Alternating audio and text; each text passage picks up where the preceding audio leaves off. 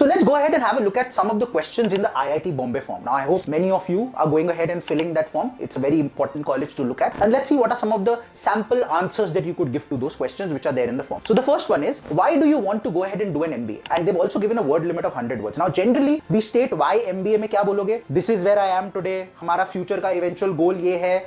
यहाँ से वहाँ अगर मुझे जाना है, most efficient way might be through an MBA. So इसलिए मुझे MBA करना है. That's the way. अब 100 words में अगर मेरे को ये बताना है, you need to be succinct. Talk in about 20-25 words where you are as of today, in about 25-30 words what your long-term goal is, and in about 40-50 words why MBA is the ideal way of going ahead and achieving that long-term goal.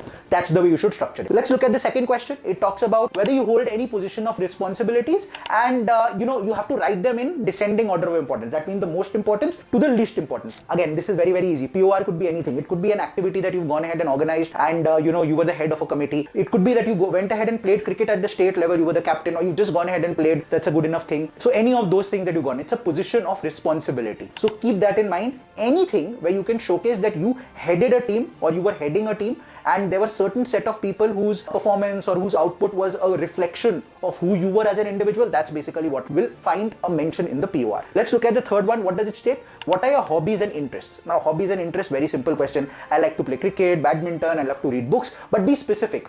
I like to play cricket, so mention the playing part so that they don't turn around and start expecting you to have a lot of knowledge related to the history of cricket. You're not talking about the watching part, you're talking about the playing part. In case you like watching, then be very clear. I like watching international cricket, so they don't start questioning your under 19 or Ranji and so on and so forth. So be very, very crystal clear in terms of what you're stating. Similarly, books, mention the genre. I love, criminology. Hypothetically, something related to that. I love criminology books. My favorite authors are Jeffrey Archer, Sidney Sheldon. Simple example. Be crisp and clear cut. Next one, what is your biggest achievement so far? Now generally people feel that biggest achievement should be something, a POR, in college, or suddenly from scoring 35 marks in math, I ended up scoring 90 in board. That could be an achievement. Or you could go ahead and state something that I didn't work in terms of a project. But there are softer aspects as well. For example, I ended up losing about 15 kgs weight in 6 months. That's a huge personal achievement. It also shows that you've got resilience because it's a difficult thing to do. So don't shy away from those. You can go ahead and mention that. Next is the details of extracurricular activities. Enter your best achievement. Class 11 onwards is something that they are looking for. Okay. So extracurricular, and generally they will turn around and say if you placed first, second, third, something like that. So extracurricular kya ho sakta hai? Well, it could be a sport that you've gone ahead and played. It could be debating competitions that you've gone ahead and participated in. So any of those. And in case say hypothetically you played it at the club level or at the school level or at the state level or at the inter-school level or at the college level,